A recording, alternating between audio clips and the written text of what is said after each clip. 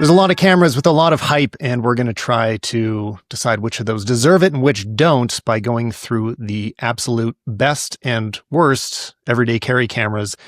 And I've got two Davids here to do it with me. David Altizer, who's here every week. Hello, how's it going? David Amell, who is the first time we've chatted in a recording, so I'm super glad to finally make this happen. It's awesome to have you here. I think we've only met like twice in real life too, so it's kind of one of those like 10 years we've known each other on the internet situations. So totally. So now we can bond over cameras. And anybody that doesn't know you, I'll just say my favorite things that you do first, and then you can expand however you like. But I love your photography work. It's some of the best out there. You do you shoot on a lot of different formats. You do film work, you do travel, you do people, you shoot everything and approach it in a unique way that I think is fantastic. And that doesn't even cover what you do on social media. So where else can people find you if they want to? Appreciate it. I kind of exist all over the internet right now. I'm trying to be on social media a little less though. So there's that, but I co-host the Waveform podcast, which is a weekly technology show with Marquez Brownlee. And I also write for The Verge sometimes. Also write my own website, davidamell.com. Trying to put more of my photos there because people are asking for a place they can look at high res images that aren't Instagram. I post on Instagram like twice a year, but I try to make them big, long gallery posts. So I fully approve of that posting format, taking it back from the algorithms. Yeah, I'm like, everyone's like, oh, you got to do reels, you got to post every day. And I'm just, no, I'm not going to do it. I'm never going to do it. It's all right. So we are going to be approaching this as a bit of a tier list, which we have done recently. So everybody can point out, yes, we're just doing a few tier lists in a row. But it was, as soon as we thought about it, we're like, you know what? It's a great This is the way to do it. This is the best way to approach this problem. Oh, just you wait. Everybody's going to be mad about it, but it's not out yet. We ranked AI tools. Oh, okay. Yeah. People will be mad about that. But here's one nobody can be mad about this. This is wholesome fun. This is just choosing some of our favorite cameras, but also tearing apart some that we may not like as much. I don't know if any of the three of us have used all of the cameras on our list here. So there will be a few that we're going to choose based on vibes, but I think each of us have tried most of them. And I think it's important to note too, before we begin, this category in general, I believe, is one of the most important product categories in the camera industry right now, and the companies that haven't caught up to this fact of this everyday carry kind of like fashionable camera trend are kind of being left behind. And I think a lot of other companies need to just keep pushing into this. Fixed lens cameras, portable everyday carries, things other than an iPhone to take with you out and about. That is a new category that didn't exist 10 years ago. And I'm really excited that we have more options than ever, and hopefully more companies keep pushing into this. I think the one thing to do before we rank them is let's just define the category here. So far I've called them everyday carry. Is there any better word for that? Like, what unifies all of these cameras that we've selected? We know there's something that brings them together, but they are very different. Cameras, in a way, they're kind of point and shoot, I suppose. Yeah. I don't know about the Pocket 4, but... Well, yeah, it's kind of this, like, you can treat them point and shoot if you want. Some of them have very pro features. Yeah. But they will... to me, it's like, it's the comfort of having it with you. It's that you want to bring this to casual events, right? It's not just for work. This can be a pleasure camera. I don't know if we want to call them pleasure cameras. That's but you know what I mean? Cameras. Yeah, exactly. Yeah. Bagable. So Oh, I like Bagable. That's good. All right. They're not pocketable, but they're Bagable. Let's just jump in somewhat arbitrarily here. I don't know. I'm going to start by grabbing, let's go with everybody's, I don't know, a lot of people's favorite, maybe the most talked about of the bunch. We've got the X100 first, and there's the X100VI that's out right now. But I think with each of these, we're talking a little bit about, whichever one of the series you happen to have used or you like the most. How does this rank? It might be the most hyped camera on this whole list that we got. So Fuji X100, where does this belong, you guys? I think it kind of has to go in like either A or S tier. I'd probably put it in A tier if I was going to rank, which is what I'm doing. My main thing is like, I kind of think it lives up to the hype as a camera. However, I also think that after you've used it for like multiple years, which I have, you eventually get a little bit bored of what it wants you to do with it. You know what I mean? So like the film simulation part of it is like the whole reason you buy this camera and the whole reason people buy Fuji cameras in general. But I've had, and I know that you can technically just like shoot RAW and it's fine. It might be S tier. Should we put it in S tier? Am I crazy? Well, no, yeah, I agree with you, David. I think like generally, and like if you put a general consensus out to prosumers and professionals, they're going to say S. But yeah. Maybe the three of us are a little more, I don't know, aggressively like angry about some of the things that kind of suck about it. So, well, I think if we do this, I don't know how we're going to decide finally. Maybe it's a voting thing, but I am leaning towards S tier, not in that it is the most perfect camera, but that it just achieves the goals that we're describing here so well. Part of it because it has an excellent pancake lens. There's some other cameras on here that we'll talk about that are fantastic, but the lens protruding make it a lot less pocketable. It is incredibly easy to use. Things like the ND filter, which do any of these others have an ND filter? I mean, I love. Oh yeah, but I mean, it drives me crazy that nothing else does. Like I've been using the X-E5, which we'll come to. The GR, no ND on that GR frustrates me a lot. Oh, okay. Yeah, but it's also the only one with an optical viewfinder left as well. I mean, I guess the X-Half kind of does, but it's kind of cool. It's retro-y, and the first X100 came out in March of 2011. I think it's fair to say that just the line in general has changed the entire industry, just in general. Also, I don't think I would put anything else on this list as S. So I think it has to be. We'll see. Okay, we'll have to do some voting later, and we'll see how it goes because I got thoughts. But okay, we got our first S. That was a strong start. Wow. Okay. Yeah. Let's mix it up a bit. This is like the X100VI is the most popular camera review I've ever made. It's like almost got 1 million views, and it's so versatile. The IBIS in the 6 made a huge difference. It's really good IBIS. You can do handheld shots up to like 3 or 4 seconds now, which is nuts. It's the ND filters are insane, so you can just do slow motion with the IBIS. It's such a good combo. Like it just allows you to do so much handheld, and it's actually pocketable in a lot of ways. I have both of the converters. One makes it a 28 millimeter and one makes it a 50, and the 28 is amazing, and I just keep it on it all the time. It's got USB-C now. It's got pretty good battery life. There's not a lot that's wrong with it. And I think I probably just need to start shooting RAW on it now because I got a little bit tired of the film simulations, which is like what everyone uses it for. But I started to see eventually over a long period of time, I started to kind of see the JPEG compression, which I'm not sure if that's an artifact of the sensor or of the sensor size or just the fact that it was the way that Fuji compresses images. But I can tell when a photo is an X100 photo, even if they didn't use, a crazy film simulation. So that's like basically my only gripe with it. Other than that, I think it's almost a perfect camera.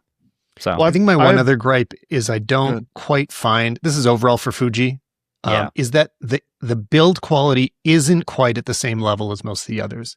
Like it works great. It's not that they break. It's not that they're poorly made, but the physical feel compared to, let's say, Sony, Leica, maybe even the Sigma, the Nikon. I feel like they all just feel a bit more robust than the Fuji. There's a little bit of finickiness in some of the dials there, even though it's not going to break. It works well. Yeah. I mean, I beat mine up like crazy and they're not, they haven't like broken or anything, but I understand what you're saying for sure. And it is a little long in the tooth now. I would love to see, the 7 coming soon, but they're still sold out to this day. You can't get one. So it's just been so wildly popular. I bought one and returned it actually because I wasn't pleased with the image quality. It was a little too noisy for me with that APS-C sensor. But as a guy who owns the OM3 actually as a Micro Four Thirds, which maybe we could talk about next. I don't know, but I just found the image quality on the X100 not great. I'm holding my OM3 right now, right here, with the Leica 15mm. Let's talk about the OM3 next. David, this is you're going to be the expert here because Yeah. I think neither of us have used this camera. Yeah. Have you used this, David? I've not used it. The only thing that I'm jealous about Olympus cameras of is the like real-time long exposure mode that you can't use on any other camera. So yeah, it's got some great computational photography modes. And on the note of build quality, this is like one of the most weather sealed cameras on the market. And just the dials, the knurling, the way that this top plate is built is just really solid, really professional. And the issue that you're going to have with full frame sensors and even APS-C is often, like you said, the pancake lens on the X100 is so good, but on this interchangeable camera, because the sensor mount is, micro four thirds, you're able to get tiny little pancake. There's a 15mm f1.7 aperture lens on here, and it's also very small, and it looks great. So it's like a 28mm f1.7 optic. The OM3 was something that people in the micro four thirds world were like desperately wanting a retro inspired type camera because the Pin F was very popular. And it still is actually to this day. That's a camera that came out years ago, and the image quality is completely surpassed by anything modern now, but it's just such a cool vibey camera. This is really just a rehoused OM1. It's got the same sensor. It's a stacked sensor as well inside of here. So even though it's only 20 megapixels, it's a really clean, really beautiful, really fast reading sensor. And I just love it. I just love the images coming off of it. Olympus has had really great color science and just overall understanding of autofocus, and their IBIS is best in class. So with this really cool retro inspired small little camera, I can shoot 4K 10-bit, 60 frames per second. I've got a flip screen. I've got the tiny lenses. It looks cool. Like, it's doing everything that I want in a camera. You're definitely selling it. Where does your instinct put it? And then we'll talk you either up or down based on that pitch. I mean, for me, it's perfect for me because I've always been a fan of micro four thirds. But I would put it at a solid B or A, I guess. What do you guys think? It's also used to be too pricey. I think it was like $1,700 when it came out, but now you can find them for like $1,200. I think that's really the sweet spot. So for less money than an X100, you can get something better. Yeah. I mean, it feels like an A camera, but when I look at the total list, it feels like some others might be a little more A in comparison. Maybe. I'm fine with that, even though I have one. It's kind of hard because you have to factor in value for price. A lot of the time, these cameras, like, I've reviewed things for a very long time, and it's very difficult to review something just in a vacuum. Some things you kind of have to review a little more in a vacuum. Like when the Q3 was the only option, it was very hard to compare anything against it because it was the only full frame point and shoot. But now we have multiple other options, so now you can't compare it in a vacuum. So with the OM3, it's like it's kind of in its own category here. Is it the only APS-C camera here? The only micro four thirds. Sorry, micro four thirds camera. The X-Half is there's others. The X-Half is like 1 inch, right? Yeah, there's other small like 1 inch sensors, but yeah, it's the only micro four thirds. Yeah, that's. I mean, without having used it and everything that you said, it sounds more like an A to me. And I don't think that only one camera can go in every category. No, of course. All right, well, let's put it in A now, and we can circle back and make sure we made all the right choices at the end. I'm going to go for one that I'll just say right now I'm going to rank a bit lower. Fuji has the most on this list because they attack this category with just so many products. Like there's dozens of Fujis that could be here, but I kind of just pulled a selection of modern ones. So I'm going to bring out the X-Half for the next one. And this is a camera, this very rarely happens, that I receive a camera to review, and I just don't review it due to lack of interest. I spent some time with the X-Half, and it was, I had other things going on, right? So I was like, okay, I'll see if I can find time for a review. And after spending the time having it with me, I was like, I just don't really want to shoot with this. The results are coming out worse than my iPhone. The color reproduction is nothing like the other Fujis. And especially at the time, the price was really high. I know it's coming down since then, but I mean, I just am not into it. It's somewhere in the bottom for me. This one's hard because the software and the app experience, the R&D that they put into it is insane. Like they really, really, really leaned into what they wanted this camera to do, which was to be like a half frame digital film camera. And I can really appreciate all of that. The hardest thing to like kind of balance there is that the build quality of this thing is so bad. It's so bad. It like feels like if you sat on it, it would break, it would just like crack. This is a camera I can defend a lot on paper. Like when it was announced, I was defending it. I'm like, I don't know, everybody wait to see how it performs. And once it was in my hands, I was like, it's not really there. When you have a lot of other cheap sort of like digital point and shoot things to run around with on a road trip, the target demographic for this camera was people who don't have cameras already and don't really know what they're doing. And you can't sell an $850 camera to those people. Yeah. Like I get inquiries every single day that's like, what's the best camera I can buy for $300? And I'm like, well, first of all, you basically can't. And second of all, it's definitely not going to be the X-Half. So I don't know, man. It's like, I'm conflicted because the software is so amazing and they clearly put so much work in R&D, but like the value is so bad. And even at $550, it's like still too much money.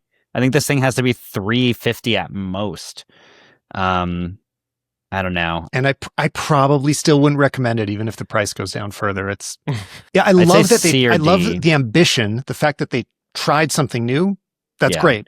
There should be more experiments. I don't know if this experiment worked. Yeah. I'm going to go C or D, maybe D. I don't know. What do you guys think? You guys don't, you don't think it deserves an F? I mean, it was a huge fail. The fact that they can't even sell these things at all with a $500 discount tells me that these are just not moving at all. Nobody's buying them. Give it a D, and it may be the X-Half too. They'll turn it all around. We'll see. That would be cool. Yeah, learn from their mistakes. Okay, I'm going to go with a very recent one. This is fresh of mind because I just recently reviewed. And you're definitely the only one who's used this, right? Camera. David, have you tried this one yet? I have not used this at all. No. So this is the Osmo Pocket, and I wrote down the 4 here. Let's call this the 3 or 4. Have you guys used the 3? Yes. A little bit, but not substantially. So let's talk about it as a series, because it's not, the 4 wasn't a revolution. They didn't completely change everything. So if you've used the 3 at all, apply that, because a lot of things are quite similar. First thing I'll say though is this camera, especially when I travel, I really noticed this in Asia. This camera is so popular. Like it is everywhere. And, whether with the Pocket 3, I wasn't that into it. Like I didn't really recommend it. I kind of ignored it. And I kept seeing it used so much. That was part of why I'm like, I can't ignore this anymore. Like I've really got to take this a little more seriously, because I think I'm missing something just based on how much people enjoy using it. So yeah, in my Pocket 4 review, it did resolve some of my biggest issues, which were the log profile wasn't it was D-Log M, which is kind of not a full log color profile, so you couldn't get all of the dynamic range out of it. Now it has D-Log in it. Looks a lot better, much more usable. Improved tracking, kind of just bumped everything up a little bit. No huge changes. There's a new sensor, I believe, but it's the same size. But, I want to give this something moderately high. I'm starting off with a B, maybe, or maybe even an A, just because like it's resonating so well.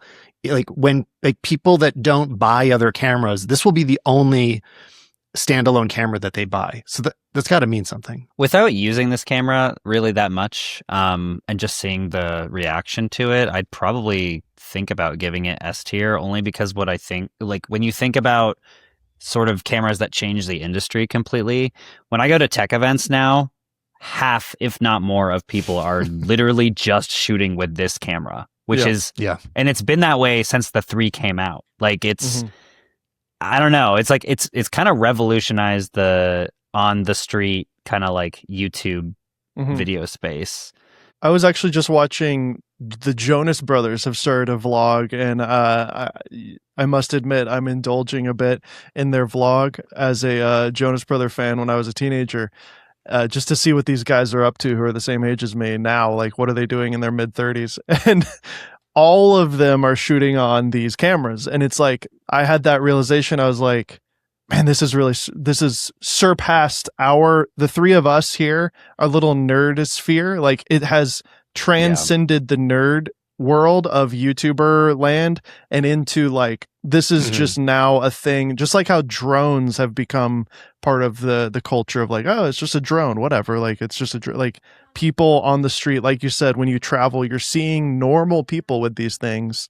And that is a huge accomplishment in a world where iPhones and just all mobile phones have gotten so good. There's no reason for people to have a real camera. And yet this camera has passed to that. And so I guess the question I ask you guys, what do you think it is about this that makes it transcend into the like pop culture world or just the everyday person? Is it because our phones are so core to like our life? What do you guys think it is about it that has resonated with so many people? I think you had something going there. I think that there's something intrinsically in our heads that are like, if you're just shooting with a phone, you're not a professional, or what you're doing is not professional enough.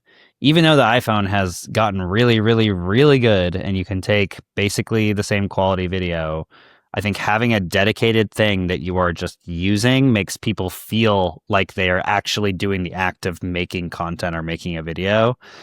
And I think when people think, I want to take something seriously, I want to take Instagram Reels seriously or YouTube seriously, and they think, what is an affordable camera that I can get? And then they look at the reviews and it's like, oh, the quality of this is amazing. And it's not as complicated as a real camera, right? Because like a lot of people use these for Instagram Reels and vlogging and stuff like that. You have to make the barrier to entry really low. And the barrier to entry on this is so low. Like you were saying, Tyler, that like you can do log profiles and stuff. So professionals can get a lot out of it. But like for the regular people that are just like on trips, it's huge for them too. So I think it kind of like that breaks I think into there's something both to the markets. way that you turn it on being physically satisfying of flipping the screen. It's an excellent hand feel when you turn it on and off, and then there's just a record button. Dead simple. I really appreciate that. So, I mean, the way you guys are talking about it, you're talking it up pretty high. Is it S? I'd say in the same way. I'll just say why. You're the one that's why used I'm it. nudging. So. I'm the only reason I'm nudging it towards A is because I do feel like a lot of the reason to use it over a phone is vibes. It's because it feels more fun, like you enjoy it more.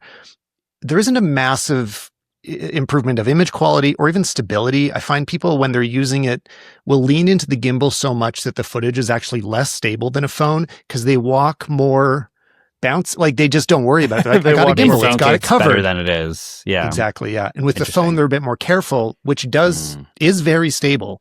So I don't think it ends up providing a big quality advantage in the end. There is a little.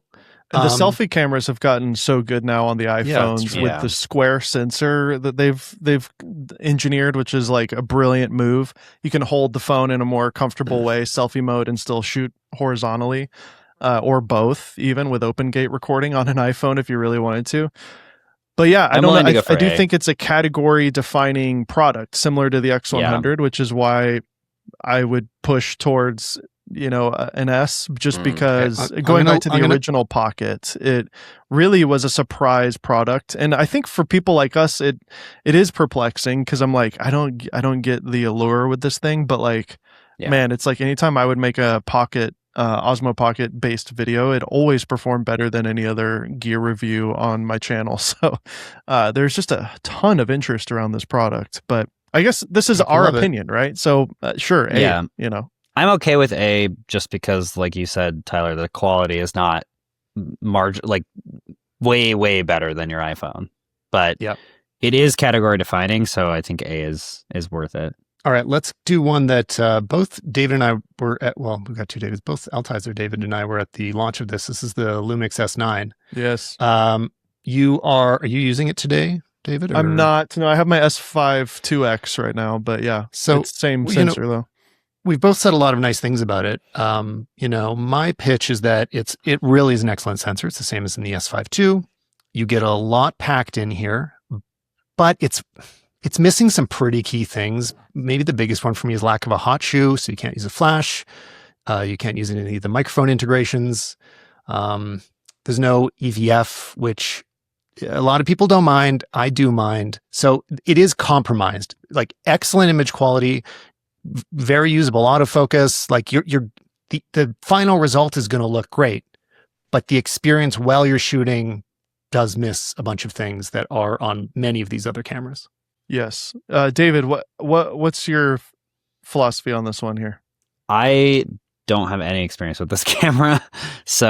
But for me, a lack of EVF is like really bad. And I know like that's the whole reason why I really disliked the GR3 when I first was using it.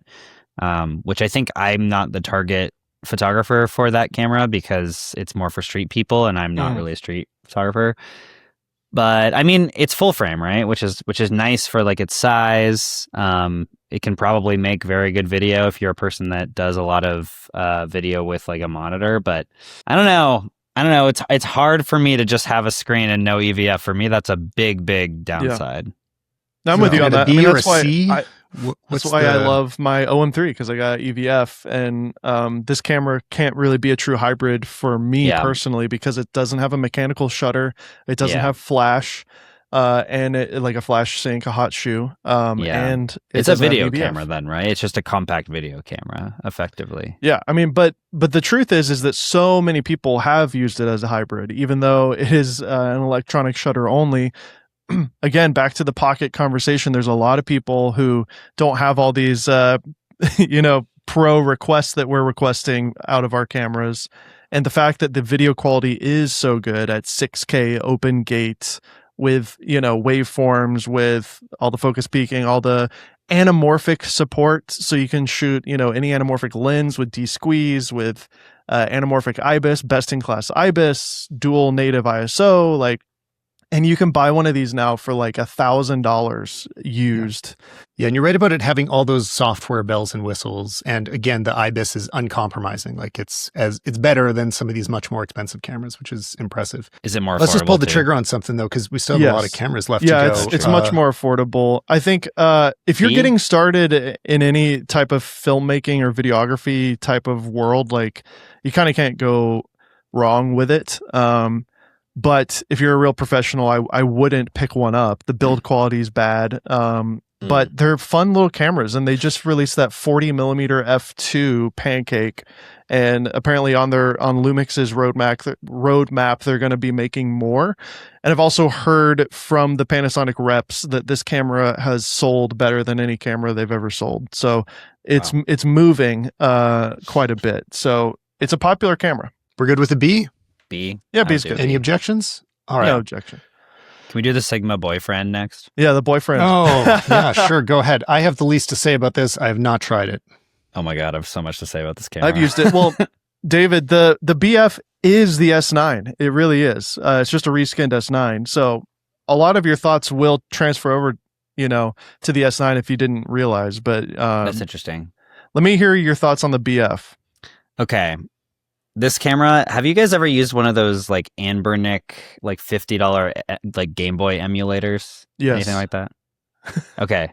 So the thing that this company does is they release what seems to be the perfect emulator device console, but they make one or two things really bad for probably intentionally, right? Because they release new versions of these like every 3 months. Yeah.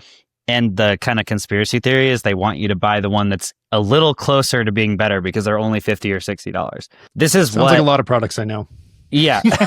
This is what the BF feels like for me because so many things about it are so awesome. Like the internal storage, it boots so fast. Like you press the button, it's on instantly. Mm-hmm. You take a photo, you hit the playback button, it's instantly on the playback. You can use the jog wheel and scroll through your photos like, it's so crazy. And 24 megapixels is like mostly totally fine. The lenses are so good and they're pretty affordable and the build quality is crazy. But then you just do things like you only have like one strap lug, so you have to awkwardly carry it somehow. I don't know. Do you just like hang it around your neck like jewelry, or do you always have it on the wrist strap, which is just uncomfortable? I don't know. And then holding it is kind of uncomfortable because it's just a brick.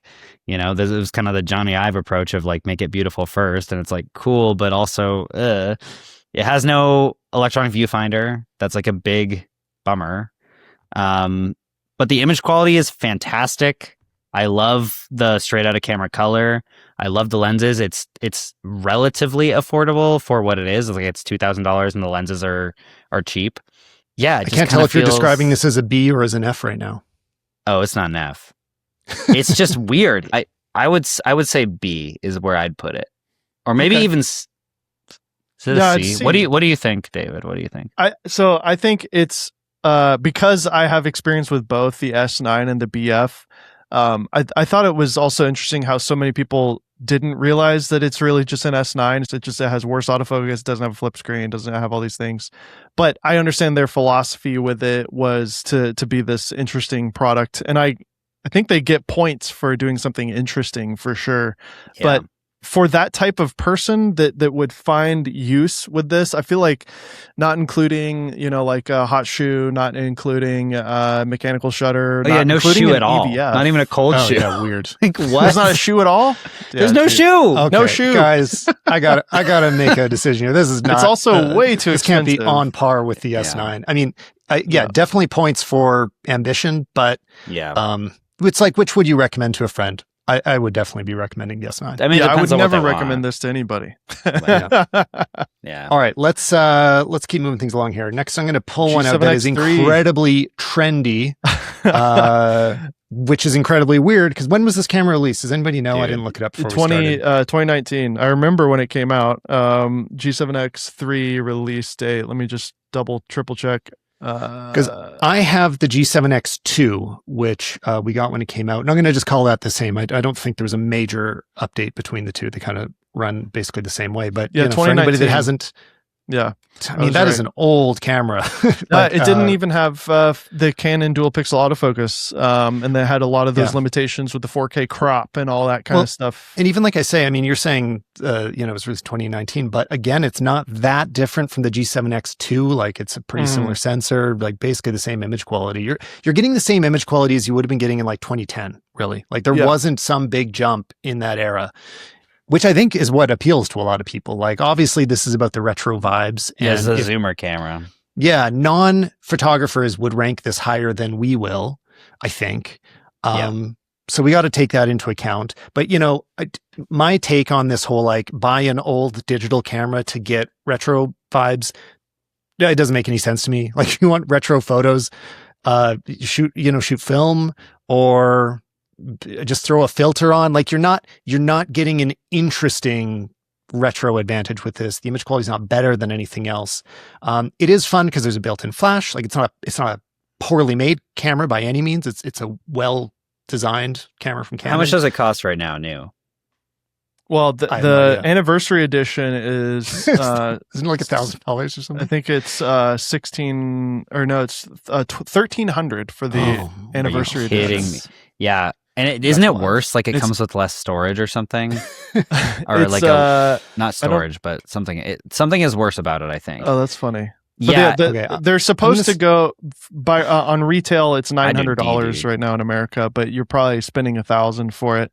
Overpriced. I would go with a Sony RX100 series if you're going to do this. They just have much better autofocus, better build quality. They have the EVF built into it with all these other bells and whistles. Similar image quality. Canon really kind of lucked into this, just like they did with the 5D Mark II, where they sort of accidentally became the leaders in a category they weren't expecting when Casey Neistat and all the vloggers started shooting on G7X original. And I think that is really still the coattails that this camera is riding off of. Now, does that mean that you are not getting cool, vibey shots out of this? I mean, obviously the images speak for themselves. It's got that Gen Z aesthetic. The images do look good. It is an f1.7. Should we see it then? What's that? Put it on. Should we give it a C? Bump it up. I don't know. What do you think? I mean, the fact that it's still here and it's from 2019. Yeah, like that's got to mean something. It does mean something. I do think it's a little arbitrary that is the camera that got chosen by Gen Z. Yeah, like you're saying, the Sony 100 is. It's about as good. There's a bunch of other cameras that like they would get the same results if they chose them. Yeah. But Let's the just give Canon it a C. color, like they don't want to do any editing, so they Yeah. get the Canon color. Yeah. Yeah. I have And a long there- story and- I would tell you, but we don't have time about this camera. And their menus are much better, easier to understand for Yeah. sure. So yeah. All right, Okay, we're landing on C. GR4. Everybody's happy with that? Yeah. Yes. Yeah, C's good. All right. How about we now do the Ricoh or David Altizer? I know you pronounce this I say it the differently than me. wrong way. How am I supposed to say GR4? it? GR4? Yeah, the Ricoh. Rico. Oh, Rico. Is that how you're supposed to say it? Yeah, Ricoh. What do I say? GR4. Rico? Yeah, that was the last episode. I didn't call you out on it, but Sorry. I wasn't sure. I never looked it up. Correct me camera when is I say that so- because that's wrong. This camera is so weird to me, and I would like to spend more time with it. I borrowed a friend's GR3 while the GR3 was kind of popping off and people were making the like GR3 content to compete with the X100V content back in the day. And I just like, I don't know, the LCD screen, it's probably been improved on the 4. On the 3, it was awful. It was not bright. It was really low resolution. It doesn't articulate at all. It's a fixed. It has no EVF. Its primary driving force is that it's so small it's actually pocketable, and that the image quality is like way better than it deserves to be for the size. Mhm. That actual pocketability is always It's the appeal huge. of this. Like It is. that's the other things I like when I'm thinking about this camera, which I haven't used. I forget about all those other problems because I'm like, yeah, but I could put it in my pocket and Yeah. get that image quality. Yeah. I would love to have this in my pocket all the time. It's just really expensive. And the GR4 they bumped by like $600 too. They made it way more expensive. One of the things I do love about the new 4 is that it is slightly thinner. Not that they needed it to be, but they did slim it down even more, which is cool. It's a better, newer lens, I believe, newer sensor. And they did make a flash. They made their own like small little pocketable flash, though it's not as good as a true, dedicated flash, but it's not bad. But the problem for me with this is the enjoyment factor. I know that's kind of like arbitrary, but like, again, the reason why I do enjoy my OM3 is like every time I grab it and use it, I actually legitimately get joy from using it. Like I have better cameras than this, but I enjoy it. And I believe like the X100, people who love that just love it. There are people who love the GR, but to me, having a fixed screen that's that small, that David, like you were saying, that's that bad of a screen, it makes the whole enjoyment factor a lot lower. But Yeah. for some people, the GR is great because it is so discreet, and that might be why they enjoy it. I think that's the whole reason you use this camera is because you're walking down the street and you just want to do this really quickly without even looking at the screen. It's kind of just like a chaotic moment camera. Yeah, and for that purpose, it's a total like, what's the word, like a wolf in sheep's clothing type of camera. But for like taking pictures of my kids and stuff, like I'd rather have a camera that is a better hybrid as well. Like we're calling this either an A or a B, but somebody that's actually used it needs to make that call. I'm kind of thinking B is where I land with it. Yeah, I've used the 3 a lot. I haven't used the 4 much. I've played around with it. So yeah, Well, it's I'm way still more a B. expensive, so With a Let's B. call it a B, but I still want one. Okay, next I'm going to grab the Nikon here because we haven't talked about this brand at all yet. I've got the ZF or the ZF. Where does this land? Have you guys played with it? I played with it when it first came out. To me, it feels a little okay, because I have a FM2 titanium, right? And the ZF is supposed to be an FM2, but it's like twice the thickness. So this was kind of hard for me to get over, was just how like thick it is. Like it's small-ish, but it's not pocketable like the X100 is kind of pocketable, and it's definitely not as pocketable as the GR. It's A bigger lot of than people- everything else we talked about here. Yeah. It has developed quite a cult following, but in my opinion, I think that cult following is a little overrated. Because they also don't have a lot of, I mean, you can use vintage glass on it, I guess, but most Nikon lenses are big and Bigger. serious. Right, yeah. It's that 40 millimeter that everybody uses. Yeah. And so I don't know. It just kind of feels outdated now. They haven't updated it in a while. They made like different colors in a one version with leather and stuff, but like I would like to see an update to it that thins it down and makes it even more like a film camera. But yeah, the thickness for me, it was kind of it just felt clunky to me. So I was expecting more enthusiasm. I mean, people love this camera. they do. I did not. Yeah, I've used it a bit. So thick. It's a Right. thick boy. It's not crazy, but it sort of defeats the purpose of the everyday carry for me. Like if I'm gonna carry something that big and thick and heavy, like my S5 II is the same, you know. But this one does have that great aesthetic. Nikon is leaning into their retro, you know, library of wonderful cameras, like you said, David. Like I love that they're doing that, so they get points for doing that. And I wish Canon would. Like Canon literally has a whole library of amazing film cameras that they could tap into. I have no idea on earth why Canon, who is really the king of the industry, is not tapping into this retro EDC world. Yeah. You know, things I like about it is that, first of all, the vibes are great with it. It feels very nice, even if it is large. Yeah. I have some big mirrorless cameras that I use for work. And when I'm not working, I want a smaller camera. But there's a lot of people, they're only going to buy one external dedicated camera. And if this is the one they buy, I don't think they'll enjoy bringing it with them, and they'll get a pretty uncompromising experience. You know, excellent image quality, great physical build, great colors. Like, you know. I think this thing competes more with the X-T5 than it competes with these other cameras. You know what I mean? Just because it's like interchangeable lens and it's bigger. It's kind of more of a prosumer. And you know what, too? I know we're right on the heels of it, but I've seen rumors that there is going to be a fixed lens Nikon camera soon. So a lot of the quibbles that we have with this may be solved with a fixed lens, which bravo to Nikon if they're actually doing that. I think that will sell well, too. But what I do like about the ZF is that it is a true, really powerful little hybrid camera. And like you said, Tyler, like if you want a one and done and you're kind of like a prosumer content creator type person and you love the vibes of this thing, like you can run an entire YouTube channel with this. You could do freelance videography with this, put it on a gimbal. It could be your B camera to like some other cameras for sure. Like it does 10-bit 4K video with great IBIS and a flip screen, all that stuff. And it looks cool. Like, that's awesome. And I would have dreamed to have had something like that years ago, but it's not for me, but I can see the appeal. Is it better than an S9 or a GR? Yes. Yeah. In my opinion. You know, Yeah, I think it's an A too. All right. We got the Nikon Zf as an A. You mentioned the Fuji X-E5, so let's bring that into play. This is the most recent camera I bought. So I do have experience with this. I just took it on trip. I've been shooting with it a whole bunch lately. And I was talking about the X-T5. Sorry. Oh, sorry.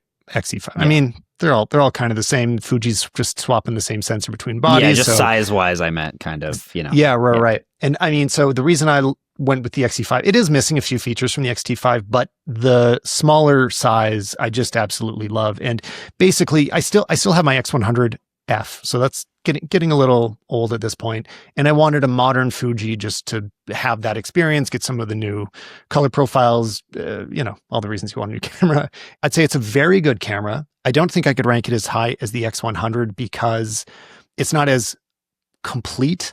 It doesn't have not having a built-in flash. I think that's pretty awesome for everyday carry.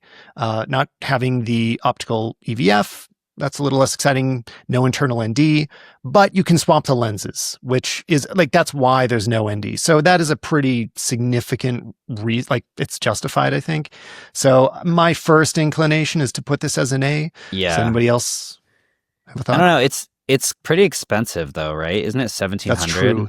They jacked the price up. Like the X-E4 was, it's 1,900. Holy crap! It's $1,700 right now on B&H without the lens. Oh, without the lens. Remove the lens. Yeah, I mean, the truth is too, it definitely is kind of what I think a lot of people were crying out for, which is a interchangeable X100, right? I mean, and you can actually get one. They're in stock right now, So, that's cool. I haven't had time with it, Tyler, so I'm gonna just lean on your experience. I like the idea of an X100 that's interchangeable.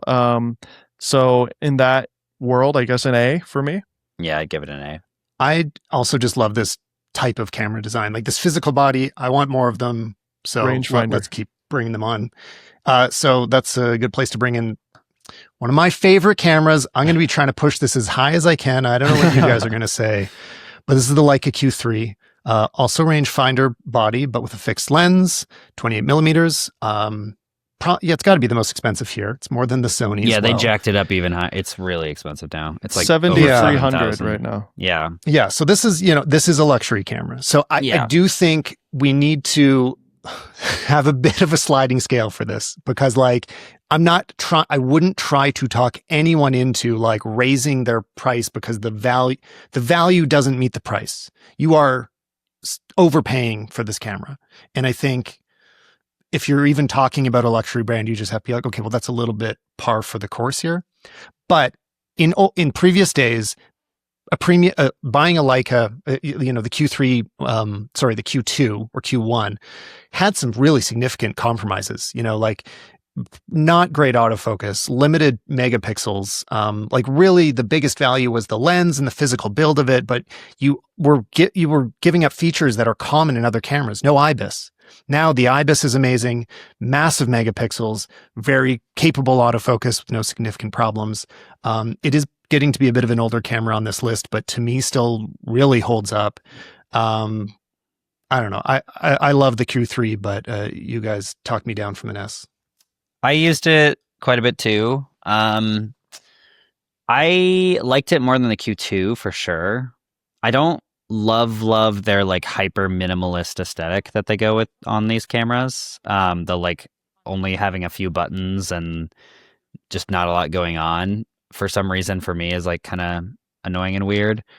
Everything else about it is really good though. I mean, the lens is very good. I would say it's a little clinical. I don't like the new Leica lenses that much. I like their older stuff a lot more because they're just a little clinical for me. But I mean, it's hard to deny how good of a camera is in general. Like the build quality, the Leica app is so good now. It's great. It's one of the best apps out of all these brands.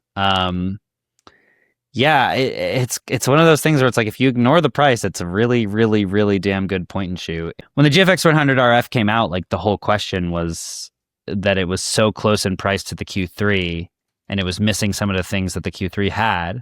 That was like, oh, well, a lot more people are going to buy the Q3 now. So I don't know. I would either say A or S. I've only had experience really with the Leica Q original, the 116. I had it for a while, but sold it. I got it for a really, really good price on eBay, and then I ended up flipping it. And I've used the Q2 monochrome. I'm with Tyler in that, like, I love the 28 millimeter focal length. I'd say that's probably my favorite. That's why I have a 15 on here. And yeah, I think it's the perfect everyday carry camera focal length for me, especially as a father of 3. Most of my photos are just portraiture, but it's not portraiture in the way that, a portrait photographer would do it. It's like crazy kids running around having fun in my face. And so 28 millimeters is like the perfect focal length for getting all that action that I see on a daily basis with my kids. And when it's 60 megapixel, you can crop in a lot too. So yeah, it's so great. And I do. Tyler, wouldn't you say, I think you said it in your review that it's probably more like a 24 or 26 mil. I've always felt that about these cameras. I think they do that because of video. They're lying a little bit. Well, no. I think it's more specific. Okay, so if you open it in Capture One instead of Lightroom, you can see it without any lens correction. And you'll see what it is that it's a very distorted lens. Like, you can do the same with many other lenses. I was comparing with the Hasselblad lenses recently, and just putting it next to them with all of the correction removed, the Hasselblad lenses hold up, right? Like, they are still just as sharp, but there's a little bit of vignetting, but they're very sharp in the corners, not distorted. Then the Leica lens, though, massive distortion, massive vignetting, and they crop it all out. And they correct it. And in Lightroom, you never see it. In the JPEGs, you never see it. And it's such a sharp lens that it actually doesn't end up mattering. Like, it still comes, the final performance outperforms just most other lenses that exist, but they're just not using the full image circle, which is so strange and interesting, but the results work. So it's a real engineering feat is what they've accomplished, essentially. It is a massive wide angle lens. Massive lens though. Like for being a fixed lens camera, it's not really as small as big. the others. Yeah. Well, that's we the had- thing is it is an EDC, but it is a bit big. Would you say, Tyler, or not You could really? sling You'll it notice every day though. It's Yeah, still, It's not pocketable. I do bring it with me all the time, but it's not pocketable. So yeah. it's not as comfortable as the X100. But actually, a defining thing, I should have said this at the start, with all of these, except the Pocket, is that the weight of them doesn't hang the camera forward. Yes. I know that's subtle, but when you're walking around for 8 hours, Yeah. the camera flopping downwards with the lens hitting you is so annoying. That's Yeah, what yeah. is the difference between a work camera and a fun camera. to I me. know. In a work camera, you're going to use a sling anyways, or whatever. Most people use the rapid strap, and so it's okay to hang it like that. But I want to have a nice retro, cute little strap for my EDC. I don't want it to. Yeah, you're totally right on that. And that's why those full frame options like the S9 and the BF are a bit of an issue, because the only lenses that can work on it are those floppy lenses. So did we officially all agree on an S tier for the Q3? I mean, I did. could give it S. Yeah, I think so. Okay, good. I'm glad I didn't just shove it through there without approval. How about the Fuji though? GFX. I didn't end up using this camera. I could have man. reviewed it, and once I saw it, I was like, I don't know if I'm interested enough. So I passed. It's the aperture of the lens. If it was like an f2, I'd be no all IBIS. about it, or f2.8 Mhm. even, you know? Yeah, this is my second most popular camera review ever made. I know. I was just watching it this morning to remind myself what you thought of it. That's why I forgot to put it on the list. got But it. yeah, where'd you put it? This is another case of like the Fuji software engineers versus like what they can do with hardware, right? It's like the dial is one of the coolest things ever. It's like so fun to just rapidly switch aspect ratios. And as a big film person, I love the homage to like all the film formats that they used to make cameras for. And the image quality is undeniably really, really good. If you have enough light, it's fine. But one, I think that Fuji's JPEG processing is so long in the tooth that even the medium format stuff, JPEGs look like smaller sensors. Like you don't get a lot out of it. Two, what's the point of it being medium format if it's f4? Because you don't really get any of that fast aperture on a large sensor look. So it's kind of pointless in that way. And then three, it doesn't have IBIS, which the X100VI has. And those were the two things that people complained about when it came out. And I just think it's still true. Also, they raised the price a lot. I think it had a lot of ambition and it just didn't quite hold up. And I would love for them to add these things in the Mark II. And if they added a ND filter, that'd be even better. But yeah, I don't know. I'd probably give it a C. If you have a tripod with you, then this camera is freaking amazing. Yeah. And so you're not maybe a looking B. for shallow depth field. Maybe a B. I want to give it a C, just give it a because C. we can imagine so much of what we could be better about it. You know, it's Yeah. like how many people would you recommend out of this list? How often would you recommend this over the other cameras? It's very rare that I would. You know, like the flexibility out of the Q3 or the RX1, like you taking the same photo will give you superior results, I think, out of those full frame cameras than out of the GFX. Yeah, so I agree with you. You know, I don't think they hit the mark. I know I think C is it's good. a bit of a bummer because the idea of a medium format X100 is so appealing. Yeah. But it kind of dropped the ball a bit. And I would go with an X1D original or something like a X1D Mark II if you want a small medium format. The Hasselblad X1D Mark II is still teeny tiny, and I think it's similar in size, to be honest. Yeah. And it's a much better camera all around. Oh, and what are we doing here, guys? Like, so I don't know. I love it. Yeah, I think C is good. Because it's, Well, we're down to again, just- if you have a tripod and you do landscapes, it's freaking great because it's a small version of a big camera. But yeah. With a great sensor. Okay, we've only got one left. And this is the Sony RX1. Who here has used this extensively? I have used it, but not a ton. I have not used it extensively. I've just used it. I have not used any of the newer ones. I used the original back in the old days, but yeah. All right, Yeah. we'll say that Yeah. counts. Where are we going to put the Sony RX1? I mean, it's watched to Well, We're talking sum about it the up, newest one that just came out like Yeah. a year ago. I only wrote RX1 on this anybody watching Yeah. YouTube, it just says RX1. That's why we're all confused here. But The RX1R Mark Mark III III. is the most Yeah. current one. It's $5,000. Yeah. That's the problem with it. But Yeah. If you remove that, like we did with the Leica Q3, it is the Sony equivalent in a lot of ways, even though it does have a very old lens. That's the exact same 35mm f2 Zeiss lens, which is a fantastic optic, but it's the same one from, I think it was 2015 or something like that, or 2014 when the original came out. So the autofocus performance, though it's got the top end AI, Sony, everything autofocus, the lens itself, like the motors and everything, are just a little slow. but the optics are still great. And it's cool because it's like, from a technological standpoint, it's as small as an X100, but it's full frame, and it's got all of the best, the best of the best Sony features. Like, there is nothing else on the market like it. A full frame 35mm with all the bells and whistles of the Sony ecosystem. The difference for me versus the Leica with this camera is that it felt very kind of like clinical, sort of like workhorsey in a way. And like, the reason people shoot Sony, right? Like, if you're talking about photography, people don't really pick Sony for photography unless they're trying to be like, I don't know, as clinically accurate as possible, which is not the reason that most people do photography. It's like A7S III demographic that loves the Sony clinicalness because they're doing product videography. And then they took a pocket camera crowd, which mostly wants vibes, and they mush those cameras together, but neither person's happy. You know what I mean? So that's that's how I think about it too. It's like, it is the no vibes version of these other cameras. Like, all the performance, none of the fun. Yes. Exactly. So to me, I did not have fun with it. Yeah, I lean it towards an A. It's like, it performs incredibly well, but it is missing some key features that the Q3 offers. And like, their prices are getting kind of close. Like Sony, you don't think of as a luxury brand, but like, it's most of the way there, but you're giving some things up compared to the Q3. So honestly, I'd do B because I don't know who this camera is for.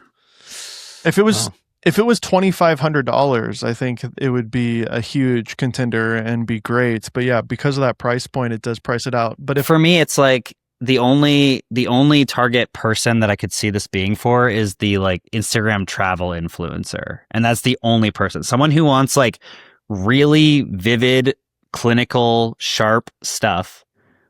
And that's the only demographic I could see wanting this camera. But why would they not get a Q3 though? I mean, it is smaller.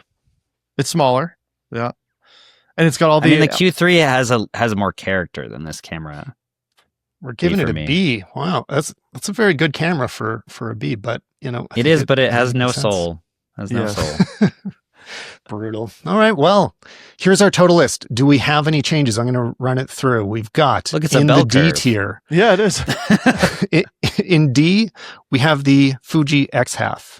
Anybody want to move that? Is it an F? Is it a D? We're good with that? I think D's fine. D's fine. It might be for some people, sure. For C tier, we've got the Sigma BF, the Canon G7X Mark III, and the Fuji GFX100RF. I might even move the Canon to D, if I'm honest. I don't know. I don't think anyone should buy that camera. Like, I understand. Yeah, maybe that's the way to put it. It's like, do not spend the money on this camera. It's not that it's bad, but it's like, it's not where your money should go. Yeah, I would say the same about the BF too, to be honest. I mean, well, I know fashion people who really like the BF. Oh, you do? Okay. Yeah. Cool. All right. Fair enough. Let's move to G7 and I think the asterisk for G7X too is to buy new in 2026. Yes. If you're going to get one of these, find one used if you can, but even on the used market, they're insane because everyone wants them. $2,000. Yeah. Okay. Terrible value. Now let's take a look at our B rankings. We've got the Lumix S9, the Ricoh GR4, and the Sony RX1. Feels good to me. This makes sense. Yeah. Yeah. And to be fair, like Sony being there, but I know why we did it. I'm such a huge fan of the OM3, and I feel like you guys are being generous to me to put it on an A, but I could see it being a B. Well, we don't have any experience with it. So.